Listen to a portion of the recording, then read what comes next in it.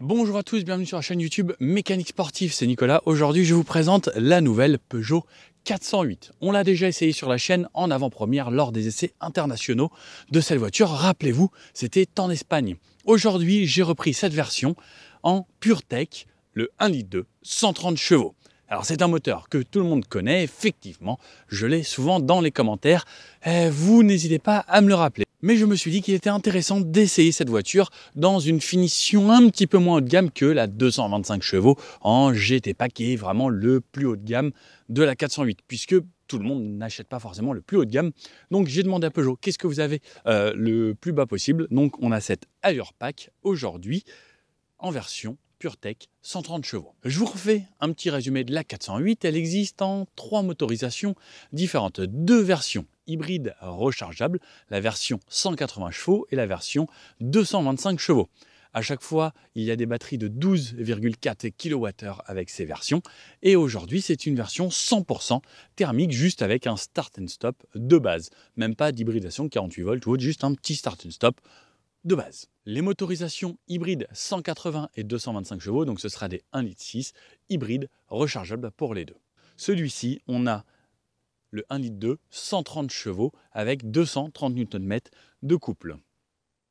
Elle commence à partir de 35 730 € et ça va chercher quasiment 10 000 € de plus pour les versions hybrides rechargeables. Elle existe en 3 finitions, Allure, Allure Pack et GT qui est la plus haut de gamme. On pourra la trouver en 6 teintes différentes. Ce magnifique rouge élixir que j'avais vu également sur une 308 qu'on avait essayé. Je trouve magnifique les nouvelles couleurs chez Peugeot. Pépite, le bleu avatar sur la 308 ou le vert olive ou celui-ci ou le bleu obsession sur la nouvelle 408. Waouh! Donc elle existera en bleu, blanc, rouge, noir ou 2 teintes de gris différentes. Au niveau des dimensions, elle fait 4,68 m de long, 1,86 m de large sur 1,48 m de haut. On peut voir qu'il n'y a pas de barre de toit et pas de toit ouvrant aujourd'hui, mais il existe également le toit ouvrant si l'on souhaite. Je vous ai parlé des moteurs, mais à chaque fois, boîte EAT8. Alors, sur l'avant, pour moi, depuis la 208, la nouvelle 2008, c'est Cro, là, la 508, Peugeot est une des marques qui fait pour moi les plus beaux avants. N'hésitez pas à me dire ce que vous en pensez, mais moi je trouve que là, c'est difficile de faire mieux, n'est-ce pas? Je trouve ça vraiment très sexy. En même temps, agressif, félin, enfin tout ce qui va bien. Tout, plus c'est Cro ici à chaque fois. Très sympathique. Donc dans cette version Allure Pack aujourd'hui, on a des feux LED. On n'a pas des feux matriciels, mais depuis la 408, on a des feux matriciels chez Peugeot, ce qui est devenu un vrai plus. On a également le Night Vision de disponible. J'avais fait une vidéo spécialement dédiée à ça. On ne l'a pas aujourd'hui, mais le Night Vision est disponible. C'est une vision infrarouge à travers le tableau de bord de nuit. Tapez sur YouTube si vous voulez voir. J'avais fait une vidéo entièrement dédiée. Donc simplicité sur notre version du jour, mais quand même quasiment tout est peint. Ces parties-là noires ici, le croc qui vient bien jusqu'en bas, pas comme sur la 308 où il est coupé en plusieurs fois. Une partie plastique à cet endroit-là. Toujours cette calandre qui s'étire ici avec toutes ces petites facettes chromées.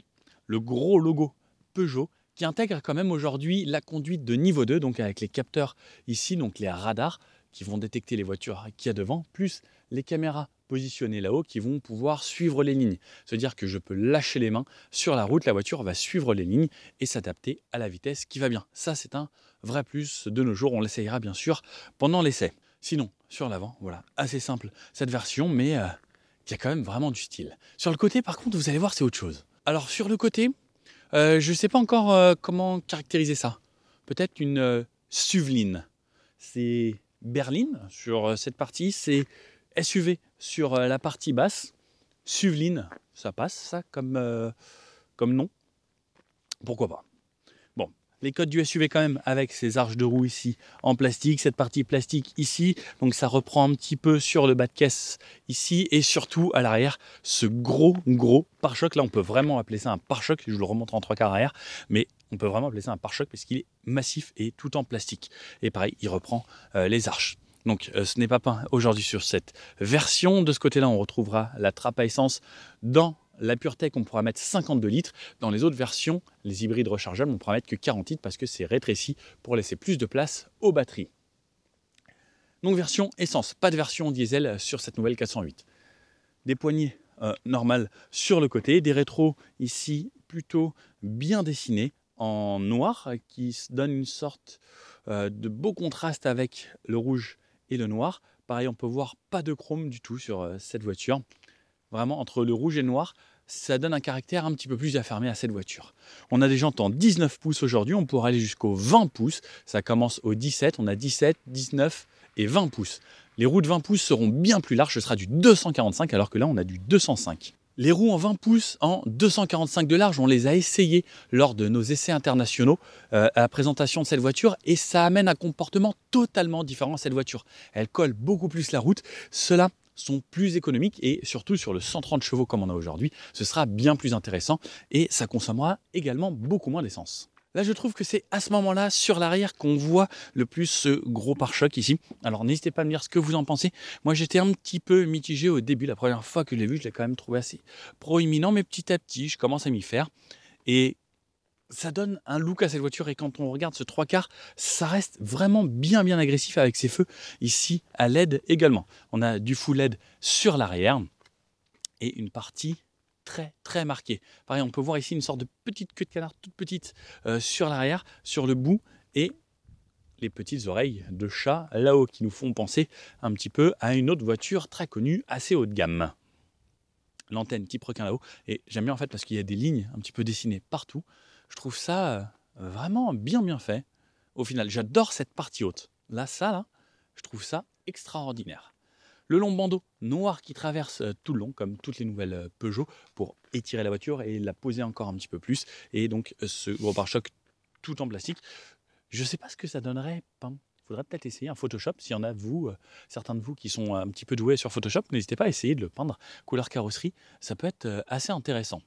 Le nouveau logo Peugeot avec pareil donc le lion, la caméra de recul qui se situe ici, bien pratique parce que on a un arrière très long et surtout vous avez vu cette vitre est très inclinée et on a une meurtrière en fait à l'arrière pour la vision arrière.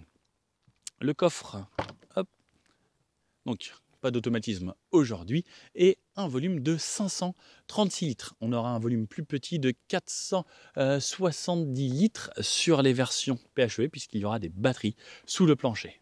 Bien sûr, comme d'habitude, pour vous faire une idée plus précise, hop, ça passe sans problème. C'est plutôt volumineux. Effectivement, c'est pas typé comme un SUV, mais c'est assez profond, un petit peu comme une berline. Sous le plancher ici, on retrouvera pas grand-chose, il y a juste un tout petit espace pour les anneaux de remorquage. On a quelques élastiques ici, une prise 12 volts et de quoi tenir les sacs. Et la banquette qui se rabat en 2 tiers, 1 tiers, avec bien sûr les fixations Top Taser, Isofix et la trappe à ski. Comme c'est un petit peu typé SUV, on a une garde au sol de 18,8 cm, ce qui est assez élevé, ce qui permet de passer les dodanes quasiment sans ralentir, surtout qu'on a une suspension ultra confortable. Et au niveau du rayon de braquage, on a un rayon de braquage de 11,18 m, ce qui est plutôt correct pour une si longue voiture. Pour rappel, elle fait 4,68 m. Alors, pour ce qui est de l'arrière, donc on a une grande berline, on devrait avoir pas mal d'espace. Et quand je viens m'installer, effectivement, je me retrouve avec pas mal d'espace. Hop, le petit appuie-tête que je relève. Mais moi, je fais 1,80 m et quand je me mets vraiment droit, eh bien, je viens toucher là-haut. Malheureusement, la banquette est pas assez basse. Mais le problème, c'est que si elle avait été plus basse, j'aurais eu les jambes beaucoup plus relevées. Mais le fait que ce soit une sorte de coupé ici, ça laisse pas énormément de place là-haut. Je peux quand même, si je me mets en mode plus relax sans être droit comme un piquet, avoir de l'espace. On a des fenêtres plutôt longues ici, ce qui laisse pas mal de visibilité, ce qui est assez intéressant. Elles sont pas hyper hautes, mais plus en longueur. La portière plastique et tissu, plutôt bien finie avec une sorte de cuir ici, comme on retrouve un petit peu un mix tissu et sorte de cuir ici avec des surpiqûres. Assez joli. J'ai de la place pour les pieds. On a une partie avec une zone plutôt plate, avec un petit tunnel central juste ici. Au niveau des genoux, c'est large pour moi. On a les pochettes ici à l'arrière. Donc cette finition en cuir. Bon, on est pas mal en vrai, hein. Sauf si je me tiens vraiment très droit, comme je vous disais. Mais sinon, c'est plutôt agréable. La troisième ceinture se situe juste ici. Cette partie est montée donc sur une lanière, ce qui permet que ça bouge et que ça me dérange pas trop. Lorsque je suis assis, ici c'est très très moelleux. On a une mousse différente de ce qu'on a dans les sièges au centre. Donc au final, ça fait que mon assise, je suis bien assis et j'ai mon popotin qui s'enfonce bien à l'intérieur et c'est plutôt confort. Le dossier par contre, lui, est plus ferme. Mais c'est pas mal, j'ai de la place pour les pieds ici. Mes pieds ne viennent pas toucher les rails au sol. Donc c'est bien. Et même si je les mets ici, alors non, moi mon 44 ne passe pas en plein centre. Il faudra écarter un petit peu les pieds, les mettre un petit peu en canard. Mais au niveau de la tête, bah, au final j'ai quasiment la même position pour la tête que lorsque je suis sur les côtés, ce qui est plutôt bien. Et ici, ça peut servir également d'accoudoir central si on souhaite, et la trappe à ski si je veux accéder à l'arrière. À l'arrière, on retrouvera également deux ports USB. On a deux fois de l'USB type C, un petit vide-poche ici et la climatisation pour pouvoir recevoir de l'air avec deux grilles que je peux régler, une de chaque côté. Allez, je vous montre l'avant et ensuite on va l'essayer. Pour l'intérieur, allez, je vous emmène directement avec moi. Donc, hop, ouverture, deux portes ici. Alors, elle sonne parce que j'ai laissé les feux allumés. La portière ressemble à ça, c'est moussé sur le haut, du plastique un petit peu ici et du tissu mixé, donc le tissu qu'on va retrouver à d'autres endroits à l'intérieur, une partie donc cuir ici, des commandes de vitres à rétroviseur et verrouillage du véhicule. À cet endroit-là, des rangements, on pourra mettre une grande bouteille 1,5 litre ici, ce qui est bien pratique. Seuil de porte très simple sur cette version et les sièges qui ressemblent à ça sur cette finition en tissu. Ils sont plutôt agréables et comme je vous disais, on peut avoir en option le toit ouvrant ou panoramique ici. Au niveau des pédales très simple, un gros repose-pied sur la gauche. Et je viens me mettre à l'intérieur pour vous montrer à quoi ça ressemble tout ça. Alors là, on a les sièges manuels. Ce qui est bien, c'est là, je me suis reculé, je touche à peine les pédales du bout des pieds. Je pourrais même pas conduire comme ça. Donc, je vais vous la démarrer. Pour démarrer, bouton Start ici et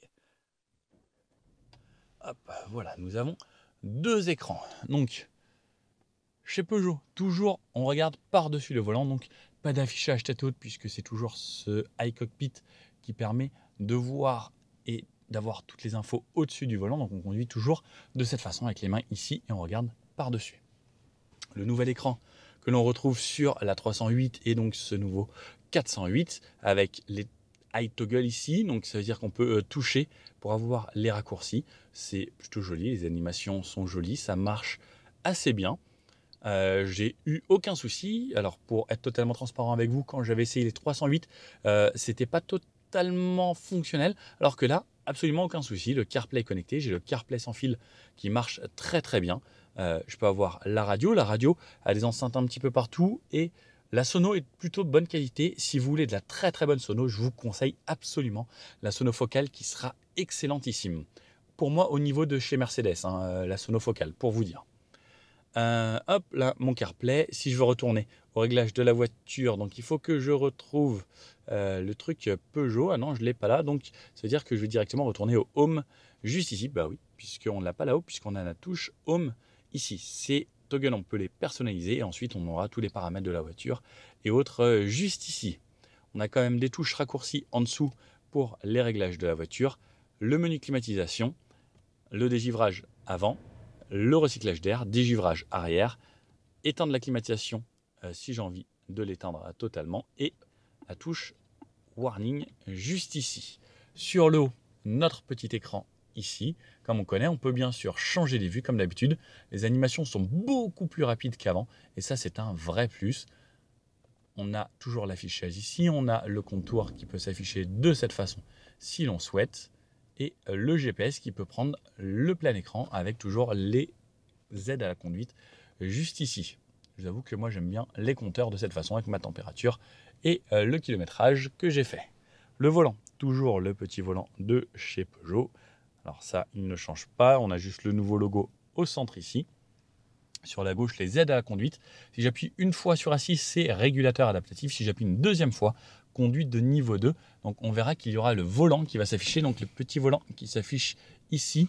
Et lorsqu'il passera en vert, c'est-à-dire que la voiture conduit toute seule en conduite de niveau 2. Pour aller plus vite avec le régulateur vers le plus, pour aller moins vite, moins. Et lorsque j'appuie ici, je réglerai la vitesse, enfin la distance avec le véhicule qu'il y a devant moi. Regardez sur l'écran, on voit que ça règle la distance avec une petite barre plus ou moins loin. Sinon, j'ai le limiteur de ce côté-là. Et sur la droite, ce sera le volume, changer de radio, la commande vocale et décrocher au téléphone. Derrière le volant, j'ai des petites palettes, puisqu'on a une boîte EAT8, boîte de vitesse automatique avec 8 rapports. Pendant qu'on parle de ça, alors il faut que je me rapproche pour aller sur le frein. Mode parking, j'appuie ici. Mode parking, drive, je tire vers moi 2 fois. On passe le D en vert ici. Et là, je suis en drive. Pour passer en neutre, une petite pression vers l'avant. Pour passer en reculé, à fond vers l'avant. Et je passe en reculé. Et comme vous pouvez voir, là, j'ai des caméras 360 avec ma voiture de dessinée ici. Et 4 caméras, puisqu'il y a effectivement des caméras dans les rétroviseurs. Et cette fois-ci, c'est une vraie 360. Et à l'arrière, vous pouvez le voir, on a une vue très panoramique, ce qui est plutôt pratique. Et lorsque je passe en avant, la caméra passe sur l'avant avec une vue panoramique sur l'avant également. Donc là, normalement, impossible de toucher quelque chose. Et pour retourner en parking, je rappuie ici. Pour passer en manuel, j'ai juste appuyé lorsque je suis en drive sur M et je pourrais jouer avec mes palettes. Et là, la voiture restera en manuel. Si je suis en drive, je veux juste jouer avec mes palettes, je peux le faire et au bout d'un moment, au bout de quelques secondes, d'une dizaine de secondes, elle repassera automatiquement en automatique.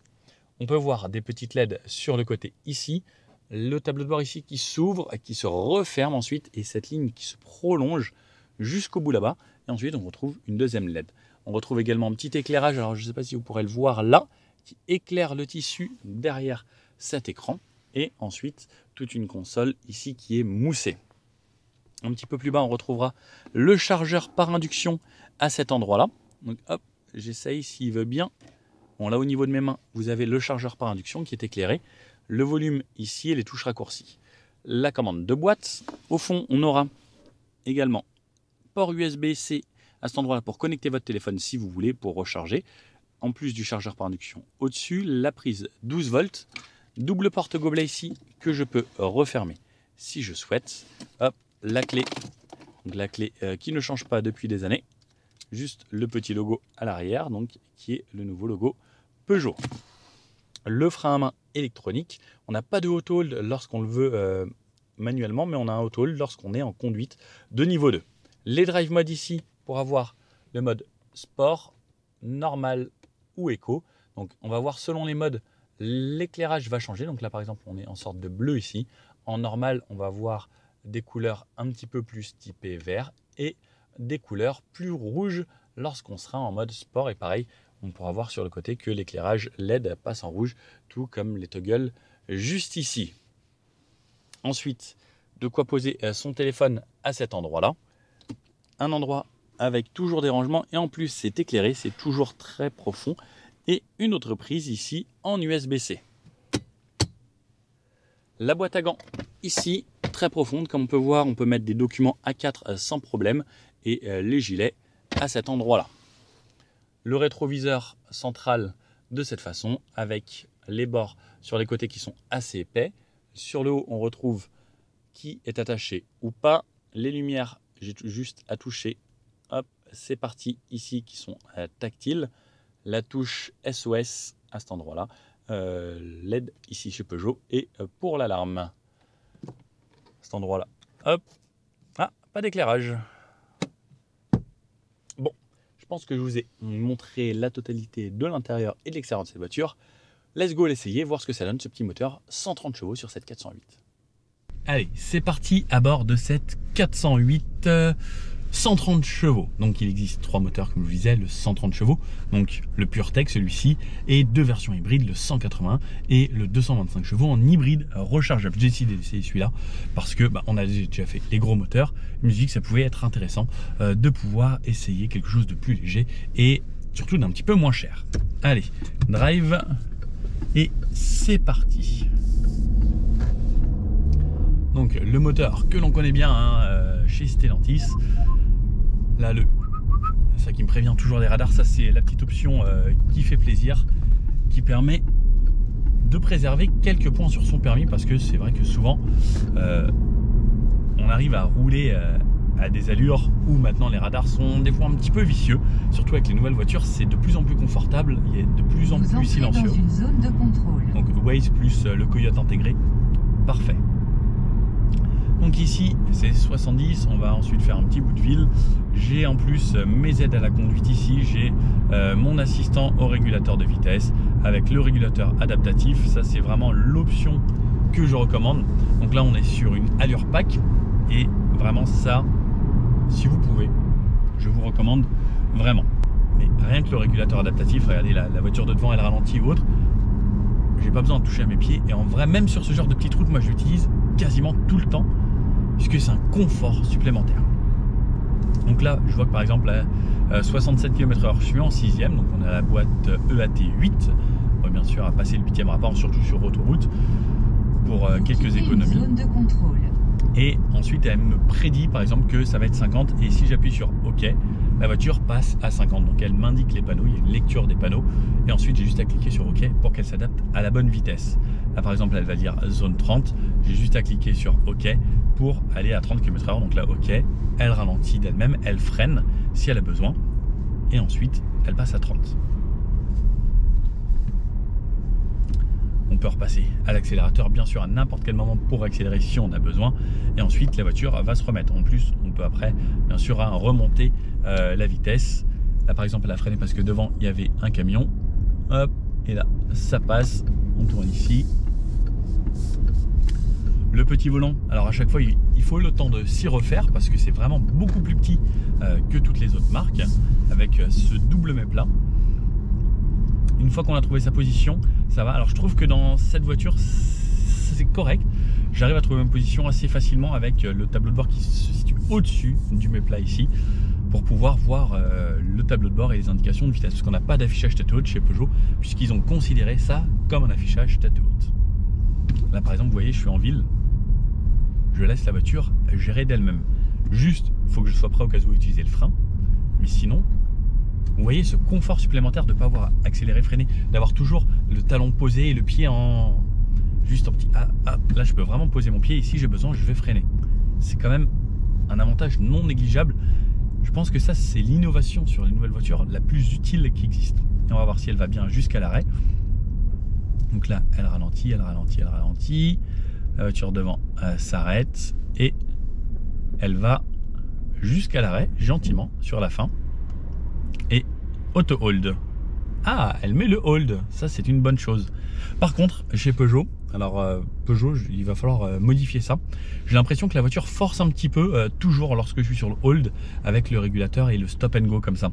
J'ai l'impression qu'elle relâche pas. Vous savez, c'est une vibration où dès le début on a l'impression qu'elle force un peu, alors que si j'accélère comme ça et que je freine moi-même, elle désengage et elle active le start and stop. Là elle me l'a pas fait,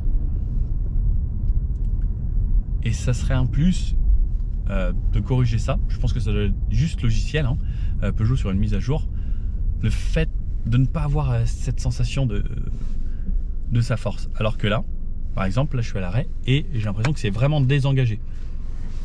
On a bien sûr le start and stop, là il n'est pas activé parce que je viens de récupérer la voiture, il y a le chauffage et autres. Sinon on est bien dans cette voiture, franchement j'adore, c'est hyper moderne. La 408, et puis même niveau en sonorisation c'est franchement plutôt correct. Plus j'adore avec les rétros sur le côté, j'ai l'impression d'être vraiment dans une belle voiture. Et je trouve qu'elle a quand même quelques lignes très très sympas cette auto. La direction est bien assistée, on a toujours les plusieurs modes. Donc on peut avoir le mode normal, sport ou éco. Ça va jouer surtout sur la réponse à la pédale d'accélération. Moi je pense que même le mode éco, c'est limite le mode le plus agréable pour le quotidien. Après je peux avoir bien sûr mes infos, je peux changer, je peux voir ici mes itinéraires, ma consommation. Je vais d'ailleurs remettre tout à zéro, comme ça je vais pouvoir vous donner les réels stats de consommation. Hop, allez 0, et tout est à 0. Donc là on va partir de Poissy, on va retourner dans le 91. Encore une bonne balade de plus d'1h10 et voir ce que ça donne en réel. Alors je me rends compte d'un truc qui est assez marrant, c'est que je n'ai pas le auto hold moi-même directement en option ici. Le auto hold fonctionne avec le stop and go lorsqu'on a le régulateur adaptatif, donc ça veut dire que si je veux relâcher ça marche pas, donc je vais réactiver mon assistant et quand on repart on entend un petit peu le moteur. Alors les 3 cylindres c'est un bruit assez caractéristique et quand on les pousse un petit peu c'est toujours plus bruyant. C'est vrai que le 4 cylindres a cet avantage, côté un peu plus confortable. En fait, c'est ça, plus il y a de cylindres, plus on a ce côté onctueux. C'est pour ça que la plupart des grosses voitures ont des 6 cylindres, 8 cylindres, 10, 12 cylindres, pour avoir justement ce côté plus onctueux et plus fluide. Les petits comme ça, il faut aller dans les tours pour chercher un petit peu de puissance. Et en bas, ça cogne un petit peu. Mais en utilisation normale, sans forcer, c'est pas du tout gênant. Je vais vous faire en mode sport une petite accélération. Donc je passe la voiture en mode sport. Ça me change un petit peu les compteurs. Les couleurs ici, c'est passé en rouge. D'accord, le monsieur ici passe au rouge. Ah, d'accord, pour faire un demi-tour comme ça. Allez, gaz à fond. Donc 130 chevaux, c'est pas ultra puissant et on est à 50. Ça marche suffisamment lorsqu'on est tout seul dans la voiture pour de la ville. Pour le quotidien, les 130 chevaux seront largement suffisants. Hop, on freine. La voiture est hyper confort. Alors, franchement, Citroën, ils font des trucs encore plus confortables. Je sais pas comment ils font. Citroën, ils sont waouh. Peugeot, eux, ils ont l'avantage d'avoir un confort qui est très très généreux. Et en plus, un châssis qui reste plutôt dynamique. Donc ça, c'est vraiment une bonne chose. On avait essayé cette 408 avec les jantes en 20 pouces. Qui avait des pneus plus larges et là le comportement était assez hallucinant sur les petites routes de campagne. On avait halluciné, il y avait Clémence qui était avec moi et c'était assez bluffant justement parce qu'on a élargi également les roues. Là c'est un petit peu plus fin sur cette version et ce qui est bien parce que justement comme on a un petit moteur pour que ça consomme moins, si on avait des gros pneus ça consommerait plus. Plus on met des pneus larges, plus ça va consommer parce que plus c'est dur de motricer et en fait il va y avoir de plus en plus d'accroches. C'est comme sur un vélo, quand vous mettez sur un vélo de route des pneus super fins, c'est plus facile, ça roule plus vite et quand vous prenez un VTT avec des gros crampons, eh bien ça va être beaucoup plus dur à emmener. Mais pour la ville, on entend juste le moteur qui est un petit peu présent. Et je vais repasser en éco parce que le mode sport ça sert à rien. Ici j'ai bien la conduite de niveau 2, donc là je peux lâcher le volant, la voiture suit les lignes et elle se débrouille vraiment bien. Il me semblait qu'il y avait le bouton là mais je l'ai pas. En fait si c'est activable par l'écran. Donc regardez là je touche vraiment à rien. La voiture suit les lignes, la voiture de devant. Il faut bien sûr garder les mains sur le volant parce que c'est obligatoire en France pour le moment. J'espère que la législation va évoluer parce que en gros dans ces situations là je pourrais vraiment lâcher, les voitures savent détecter les lignes parfaitement. C'est juste qu'il y a des contraintes en Europe pour ça, mais je sais que l'Allemagne débloque le niveau 3 très prochainement comme la Chine et ça va être quand même bien je pense dans ce genre de situation. Alors en pleine ville peut-être que il faudrait pas forcément le laisser tout le temps, mais pour ce genre de situation, regardez dans les bouchons et autres, c'est l'idéal. Allez, on continue, on va les insérer sur de la voie plus rapide, faire un bout d'autoroute et ensuite on se fera un petit débrief. Et bien sûr, je la laisse aller jusqu'à l'arrêt, elle reste dans ses lignes, elle va jusqu'à l'arrêt. Allez, stop. Nickel. Allez. Let's go, en rond-point, même on a un petit peu de dynamique, on a un petit peu de maintien ici sur un bourrelet ici qui est plutôt confort. Hop, on va reprendre par là, hop, on double. Donc niveau châssis, on voit que la voiture s'appuie un petit peu, il y a du roulis, mais c'est pas trop perturbant. On voit que c'est pas si pâteau que ça. Ça s'appuie. Mais avec ce petit volant, c'est assez rigolo. C'est assez marrant. Plutôt qu'avoir comme si on avait un bateau avec un volant gigantesque.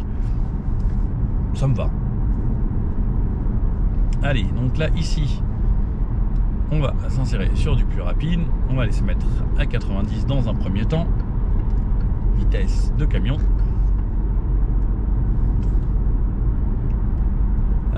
90. Restez à droite. Je suis en 7ème. Donc là, ça va remonter un petit peu. Là, peut-être tomber un rapport. Ou pas. J'entends un petit peu ce qui se passe à l'extérieur. Le moteur, effectivement, on l'entend un petit peu parce que là, il est en contrainte, en montée. Il y a peu de bruit de roulement. Donc là, c'est pas forcément la situation la meilleure pour la voiture en montée, parce que comme toutes les voitures, ça force un petit peu. Mais enfin, j'ai toujours mes aides à la conduite, ça reste un vrai plus. Et lorsque je mets la sono, j'ai un son plutôt correct pour une sonorisation de base. Et pour rien vous cacher, sur la 408 que j'avais essayé la première fois, merci, la 408 que j'avais essayé la première fois, avec la sono focale, j'étais bluffé. Et j'ai emmené des amis, je leur ai montré, et waouh, en fait, Focal a fait une sonorisation de fou. Si vous aimez l'audio, bah, j'ai essayé des voitures très premium ces derniers temps, et bah, j'ai pas trouvé que c'était mieux que la Focal sur la 408. Et bravo Peugeot pour ça, parce que moi j'aime bien la musique, et j'avais trouvé que c'était hyper agréable. Donc là, on n'est plus en montée, et tout de suite le moteur devient beaucoup plus silencieux. À plat, c'est beaucoup plus agréable. On entend beaucoup moins le moteur. Les bruits de roulement sont très contenus, ils sont vraiment hyper légers. On a juste un petit peu plus de bruit sur l'extérieur que de bruit de roulement, et c'est plutôt agréable. Donc on va aller se mettre à 110 maintenant. Le moteur relance, il va aller s'adapter à ce qu'il y a devant. Là on a un petit peu plus de 100, 105. On a peu de bruit du vent sur la carrosserie. C'est plutôt aéro.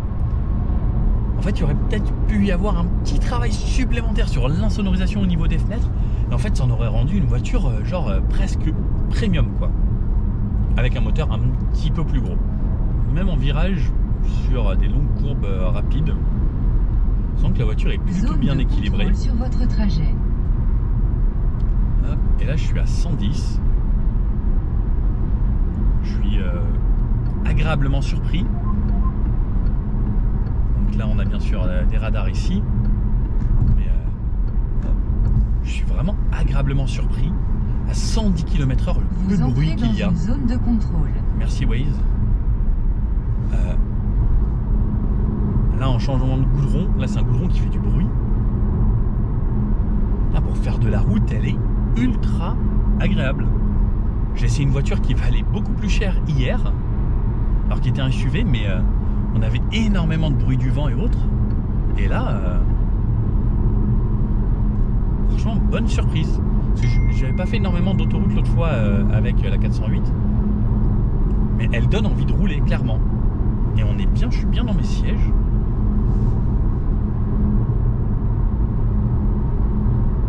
Bien joué, hein. Je vous fais un petit bout à 130 juste après, mais belle surprise. Et là, on va passer dans un environnement de nuit, donc vous allez pouvoir voir, on a juste un petit bandeau LED ici sur le côté et un petit peu éclairé derrière l'écran, mais c'est quand même plutôt simple, le minimum pour faire un petit peu moderne. Allez, là on a un bout à 130, hop, petit bout de nuit, on a de l'éclairage également dans le bac ici, et 130 km/h. La voiture est en 8e rapport. Donc là, j'ai pas de contour dans ce mode-là. C'est plutôt agréable.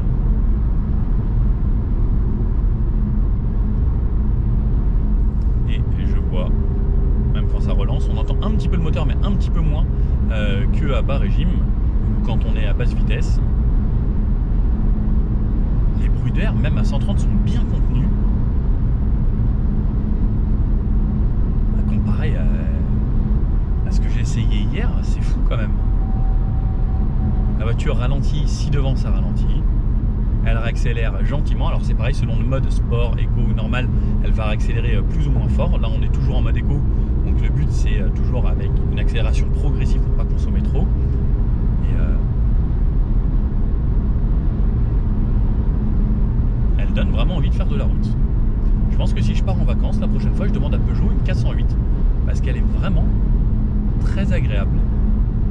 À voir voir selon les consos, mais là pour le moment j'en suis à une conso moyenne de 6,8 litres sur 30 km. En ayant fait un petit peu de ville, un petit peu de 110 et là un petit bout de 130.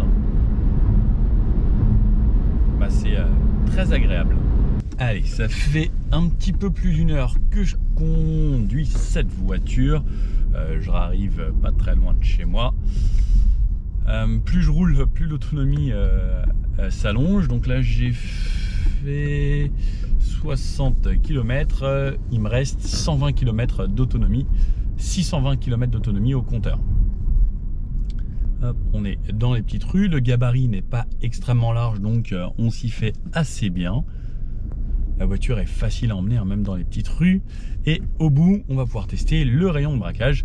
Ça, on sait que chez Peugeot, ils sont quand même assez bons. Même le 3008 était une des références niveau rayon de braquage. L'avantage, c'est qu'ils mettent des petits moteurs à l'avant, donc ça permet d'avoir de la place pour les roues également. On va tester ça. Donc là, il a détecté des enfants là, qui marchaient un petit peu large sur le trottoir. Il m'a dit freiner. Parce que des fois, voilà, les aides à la conduite détectent des choses qu'il ne faut pas forcément détecter.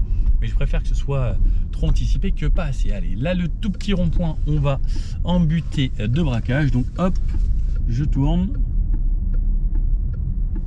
Et ça fait le tour. Alors, je pense qu'un 3008 braque peut-être un tout petit peu mieux. Mais il a passé le test de ce petit rond-point où des fois, certaines voitures galèrent un petit peu. Bon, plutôt agréable, hein. Donc, moyenne à 6 litres 2 là, puisque je suis retourné un petit peu en ville là sur les derniers kilomètres. Plutôt correct pour un petit moteur, parce que oui, ce qu'il faut savoir souvent également, c'est qu'un petit moteur, c'est pas forcément plus économe, sauf si c'est vraiment une toute petite voiture. Mais des fois, un plus gros moteur, lorsqu'on va faire de la route, eh bien il va consommer beaucoup moins, parce qu'il sera beaucoup moins haut dans les tours, et donc consommera moins. Des fois, un 3 litres consomme moins qu'un 1,5 litre. Ouais, c'est comme ça. Bon alors, cette Peugeot 408, qu'est-ce qu'on en pense? Eh bien, c'est une très bonne voiture, hein. Elle a quand même pas mal d'atouts, elle est très confort, elle roule bien, c'est bien insonorisé à l'intérieur. Au niveau de la suspension, c'est bien suspendu, on a un châssis agréable. C'est une très bonne voiture pour faire de la route. Effectivement, le petit moteur 1,2 litre est un petit peu bruyant dans certaines phases en ville. Au niveau des consommations, comme on a pu voir sur un mixte, on est entre 6 litres et 6 litres 2. En ville, j'ai constaté une moyenne aux alentours de 7 litres, 7 litres 5 selon comment on roule. J'étais un petit peu pressé ces derniers jours, donc j'ai roulé un petit peu moins éco. Je pense qu'on peut tourner aux alentours des 7 litres, 7 litres 2 selon votre utilisation. Mais en mixte, aux alentours des 6 litres, ce qui me paraissait plutôt bien. Après, selon ce que vous avez besoin et selon votre budget, bien sûr, vous pourrez prendre les hybrides rechargeables qui peuvent être un plus si vous avez clairement une maison. Si vous n'avez pas de maison, que vous habitez en appartement et que vous n'avez pas de quoi recharger, clairement, l'hybride ne sert à rien. Petite chose qui serait bien Peugeot, s'il vous plaît, du full hybride, ce serait hyper bien. Ça permettrait aux gens de pouvoir réduire leur consommation, avoir un confort supplémentaire ou un start and stop un petit peu plus développé avec du 48 volts, ce qui permettrait d'avoir, pareil, un confort supplémentaire lorsqu'on s'arrête et que ce ne soit pas le start and stop de cette façon. N'hésitez pas à me dire, vous, ce que vous préférez. Est-ce que vous êtes plutôt hybride rechargeable ou plutôt toujours 100% en thermique? Le 100% thermique offre un avantage, c'est qu'on a juste à recharger en essence, donc à re-remplir le réservoir, et en plus, on peut rouler, c'est plus facile. Alors que c'est vrai que l'hybride rechargeable, il faut recharger très souvent, et le rechargeable, c'est clairement, il faut recharger tous les jours pour pouvoir l'utiliser dans les conditions optimales. C'est une contrainte pour certains. Personnellement, moi, je ne pourrais pas, je suis en appartement, mais si j'avais une maison, effectivement, ça pourrait être un plus. Sinon, c'est plutôt spacieux, grand coffre, on est bien à l'avant, à l'arrière, c'est correct, et pour faire de la route, c'est très agréable. Donc je pense que, franchement, pour partir en vacances la prochaine fois, je demanderai cette voiture. Bon, j'espère que cette vidéo vous a plu. Si oui, le petit pouce bleu comme ça, n'hésitez pas à vous abonner. Je vous dis à bientôt pour une prochaine vidéo. Allez, ciao!